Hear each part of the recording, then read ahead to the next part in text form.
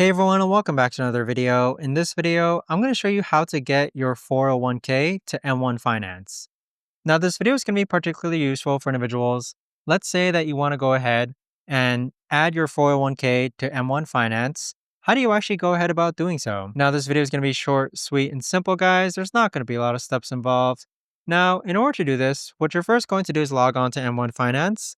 Next, click on Invest. Now, towards the upper left-hand corner, click on the three lines, and then scroll down and click on Transfer an Account to M1. So here you can actually select which asset you want to transfer over to M1. So you can transfer an entire brokerage, part of a brokerage, or your 401k. So click on 401k, click on Continue, and at this point, just simply follow the on-screen prompts to roll over your 401k to your M1 Finance account. But that right there, guys, is the best and easiest way that I know of to actually go ahead and bring your 401k to M1 Finance. If you guys know of a better or easier way to actually do this, let me know in the comments down below. I would love to know. Thanks so much for watching, everyone, and I'll see you guys all in the next video.